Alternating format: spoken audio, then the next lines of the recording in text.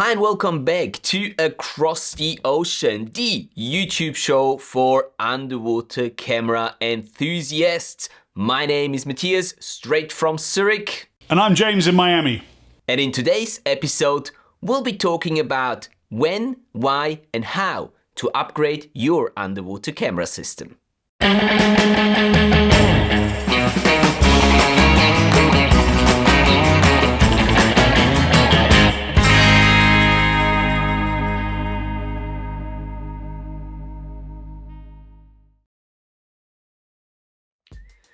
Welcome back to our channels here, guys. Thank you so much for tuning in. As always, it's a pleasure to see all your smiling faces. And the biggest smile on his face I can see has James over on the other side.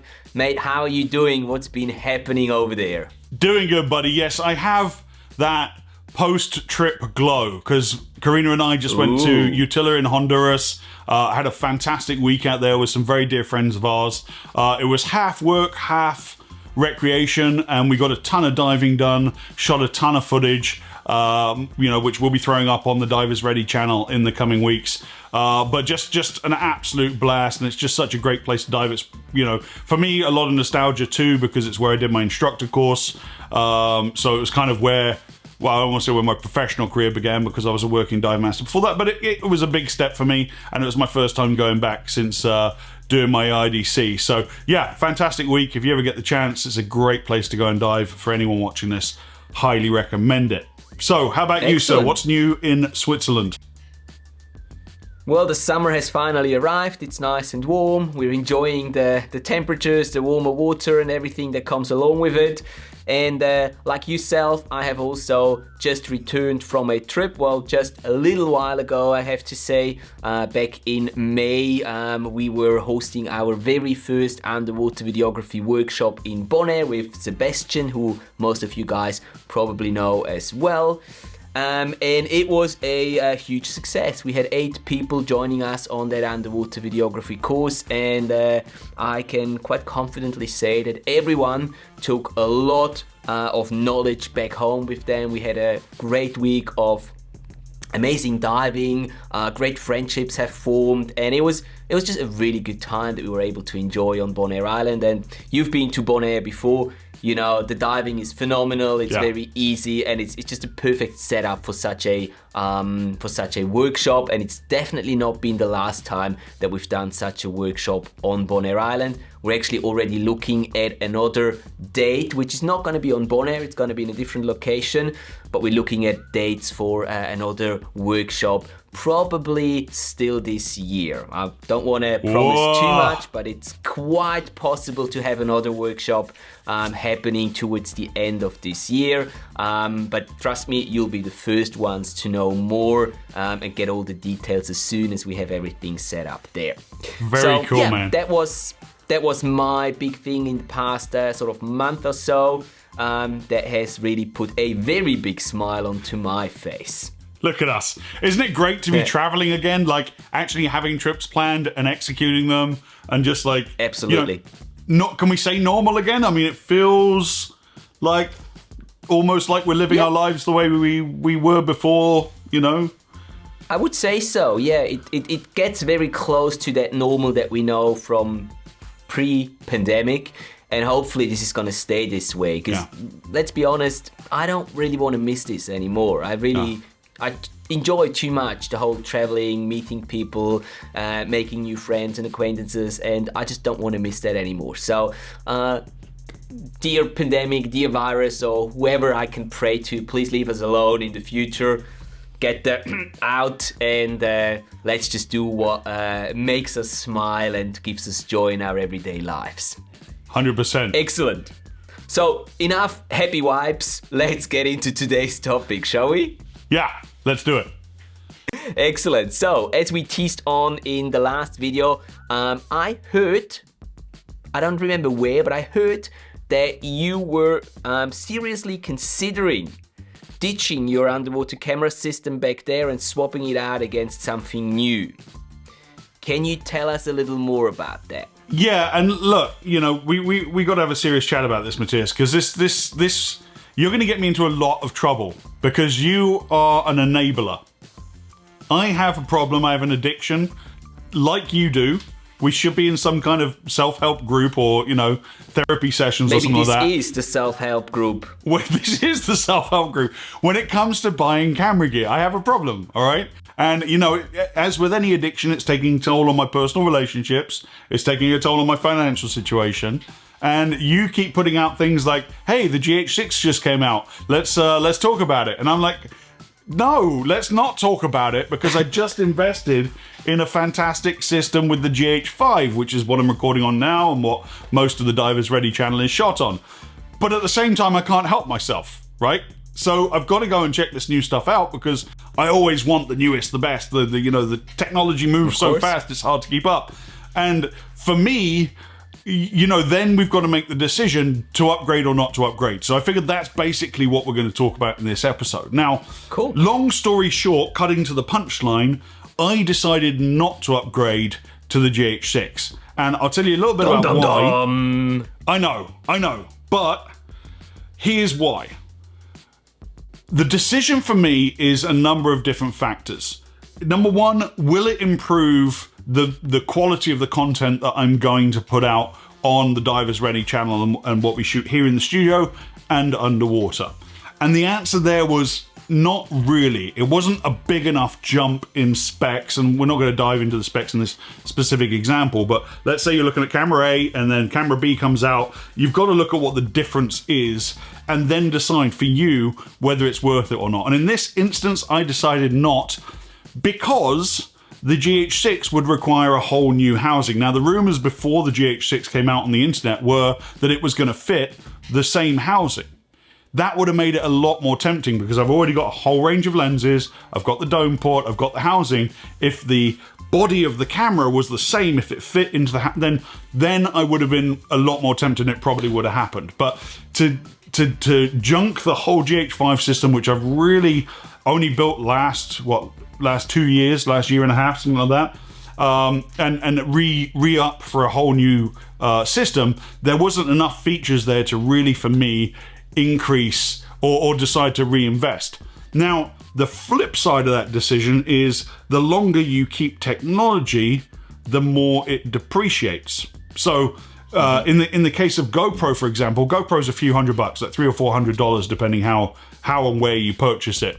And there seems to be a new GoPro every year. And I used to be the guy, I've said it before on this show, that will, upgrade every other GoPro. So I went from like the 2 to the 4 to the 6 to the 8, and then I've gone 8, 9, 10. Because the sooner you sell the GoPro, the more value it has. If I had a GoPro 4 sitting in a drawer here, it's not worth $20 now, it's just not. So those I kind of change out every single year now, because there is a decent jump, and that means I can sell my other one. I think and you made the point before we started rolling cameras, so I'm going to give you credit for this, the bigger, more impressive systems hold their value for longer. The higher quality housing, the higher quality lights and all that kind of stuff hold their value for longer. So the depreciation is less. So again, my sort of decision was, no, I'm not going to upgrade to the GH5. I don't think it's going to do that much more for me than what I'm already shooting. So that was my specific example there. You, on the other hand, have just made a huge step up, right? Are we ready to talk about that? Are we ready to talk about that? In a minute. I've got one more thing I'd like to ask you before, and we didn't talk about this before we started rolling camera, but I'm still going to ask you this. Tell me. Because you were saying that the upgrades from the GH5 to the GH6 were not big enough for you. Can you put your thumb down on one feature that the GH6 would need to have for you to make the upgrade? Yeah, so I think jumping to 4K 120 or 5K at 60 or some of the features that the modern GoPro have would be a big enough jump for me. So really about frame rate and resolution, because it's still a micro 4/3 system. I mean, any camera that comes out with GH, I presume they're going to use the same sensor size. So it's not about the sort of the quality of the image and the number of pixels and that kind of stuff. It's really for me about frame rate and resolution. And I think right now shooting 4K 60 that is good enough for most people watching the content that we put out. I mean, most people watching my content are watching it on a cell phone screen. Yeah. So are they going to notice the difference between 4K and 5.3K? Probably not. You know, I could probably be putting stuff out in 1080 and it would be good enough. So that for me was the sort of main decision-making factor there. But if it had come out and it was like, oh, it's going to be 5.3K, then you've got the ability to crop your image down and still get 4K, and that gives you a lot more flexibility. So that would have been appealing to me. And like I said, if it had fit in the same Nordcam housing I already have, that would have been a big bonus as well. So I didn't have to re-up on the housing as well. Yeah, I know that's one of the biggies for me too, in regards to the GH6, because when I first got the GH5 a few years ago, and then the GH5S came out, and that actually has the same body. So for me, that was a no-brainer to get the GH5S, which is better at low light, but fits in the same housing. I only had to get the body, and I had all the other components. So it was an easy decision for me back then to make that. And then when the GH5 Mark II came out, I didn't buy it because I didn't think it offers anything that was worth the money to upgrade at that point, but it would have fitted into the same housing as well, because it's the same form factor as the GH5 and the GH5S, but it's basically like a combination of those two cameras, and since I had both of them already, there wasn't any reason for me to do that upgrade. So I completely understand. And I also agree that as long as you don't change to like a full frame system, when we talk about the sensor and stuff, unless it has higher resolution or something, it does have higher frame rates. It does actually shoot in 4K at 120, but your GoPro does that too. Yeah, it does. But your GoPro does that too, right? And the higher resolution is one thing. I personally have never missed higher resolution on the GH5 or the GH5S. I thought that 60p looks great when slowed down, because you can slow it down to 40% and it just looks great. Having 120, yeah, you can slow it down even more, but do you really need to do that? Oftentimes, I don't think it's really necessary, and if it's for some special applications, oftentimes it's more in product shots and stuff like that where you use that that extra slow motion. Underwater, I don't think it is like very valuable to have that. Yeah, the action's not that fast. Exactly, most of them are not. Yeah. Maybe your mermaid or, yeah, but no, normally not. I agree, yeah. So yeah, as I said, I can completely understand your reasoning to not upgrade, and I think it is a wise decision to do that, because I would have not made that upgrade either. Yeah. But the upgrade that you were talking about is something completely different. And this is something that I've had my head or my mind on for quite some time. I've been thinking about upgrading not just to a new camera, but to a complete new system. And I've decided to go into the cinema system altogether and leave the mirrorless and like all that stuff behind.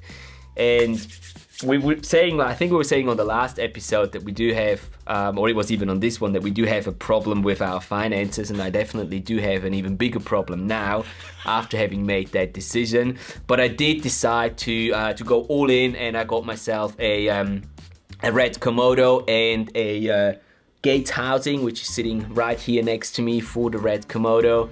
This is a complete, it's the first time that I've invested into a cinema camera for my underwater filmmaking, and it has actually already paid off, in my opinion, from several points of view. First, let's talk about first why I've upgraded, why I've changed from the GH5. I still think that the GH5, and particularly the GH5S, they're great cameras, and I haven't sold my GH5 and my setup there. I'm still gonna use that because I think it's still very valuable in certain situations when I don't have to, or don't want to carry, you know, the big boy over here with me all the time. Well, for those of you who have not seen it before, let's see if I can bring it into the frame. Goodness. It's very heavy, so bear with me. Don't put your back out lifting like that.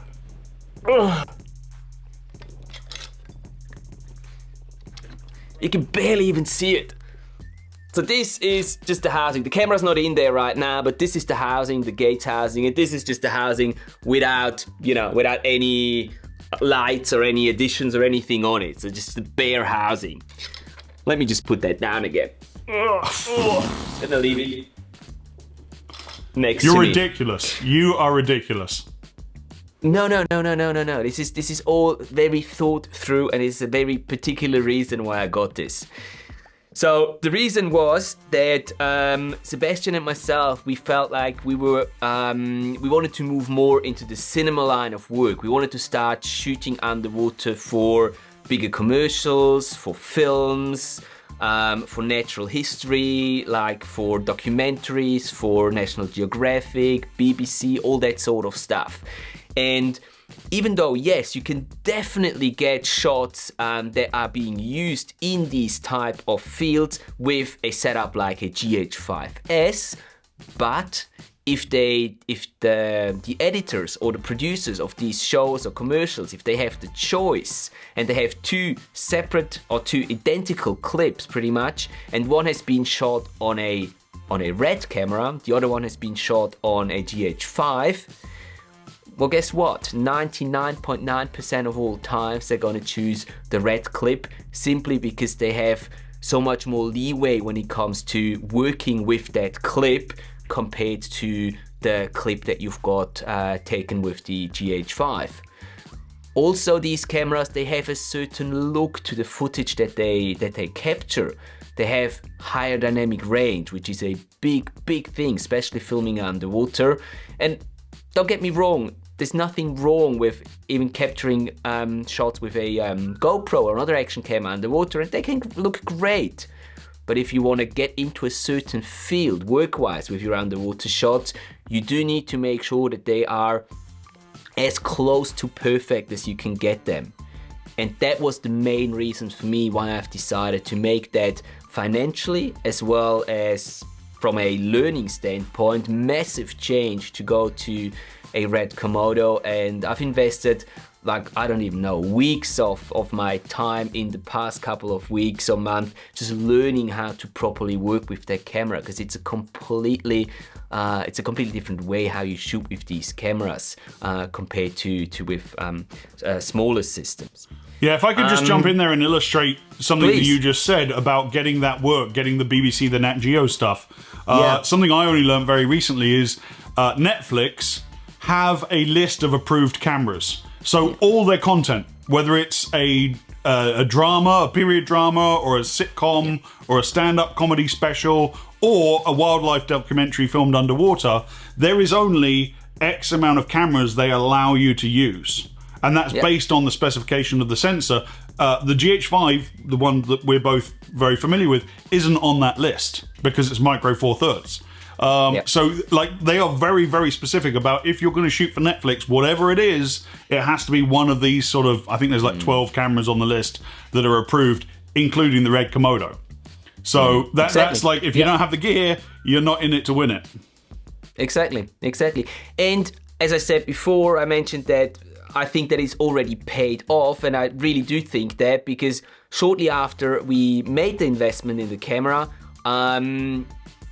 you know how these things happen. It's really funny. It just happens in the weirdest moment. But as soon as we got the camera and we started learning how to use it, through a contact of mine, Red Bull approached me, and they were holding, or they are holding at the end of this month actually, a academy camp, a Red Bull Academy camp in Zurich, which is, it's got the focus on underwater and in-water videography. And they came to me and we talked, and they were like, yeah, the chemistry fits, it looks all good. Then they asked about what cameras I use and what cameras I can shoot underwater with. And as soon as I said, well, look, I have a red Komodo, they were like, okay, we're good. And I don't know if I would have gotten this job if I had, were only able to say I shoot with a GH5. Yeah. And I know we've said it oftentimes here in this show as well, that gear is not the sole determining factor whether or not your footage looks good or whether or not you're gonna get certain jobs, but it definitely can help in certain situations. So yeah. Plus, this is something that I didn't tell you before, James. I'm actually planning on making a movie. I'm in the process of coming up with a script, a storyline, a underwater themed movie that I want to make that is probably gonna take up my time from sort of end of this year all the way through to mid next year.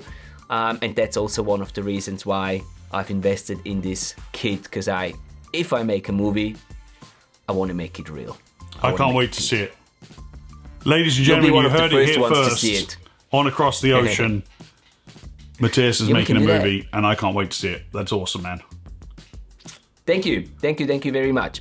So yeah, that's my sort of little story about why I'm upgrading, but I don't want to, don't get me wrong, I don't want to say that everyone needs to upgrade to a camera like this. First of all, it's a financial decision, and second of all, not all of you have the same aspirations as I do. Most of you are probably just filming for fun, and I've started off with GoPros. I still film with GoPros when it's appropriate for what I'm trying to do.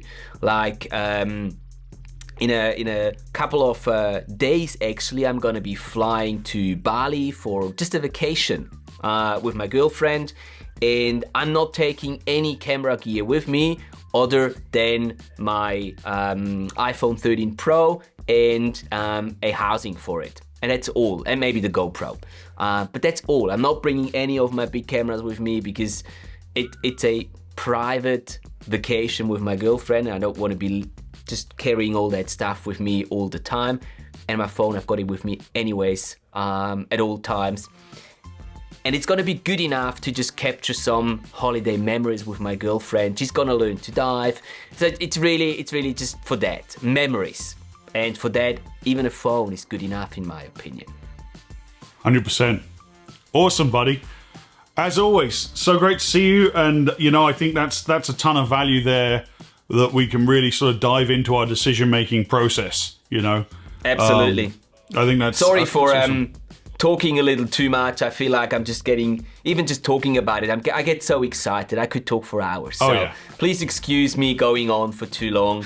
And there's only one thing that I'd like to add on to this is if, as you said before, James, very nicely, if the camera that you've got at this moment, if it does what you need it to do, and if you get the clips out of the camera that you need and that you want, then there is no reason to upgrade, no matter how old the camera is.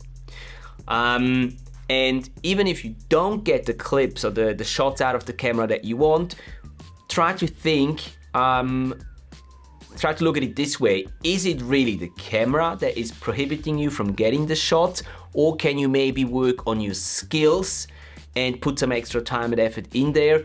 Oftentimes, doing that, you will get better shots without having to put extra money down and get a new piece of equipment or a complete new setup. Yeah. And I would like to use that as the closing statement from my side. I've talked way too much. James, do you have anything else to add on for today's episode? No, I think we're all good.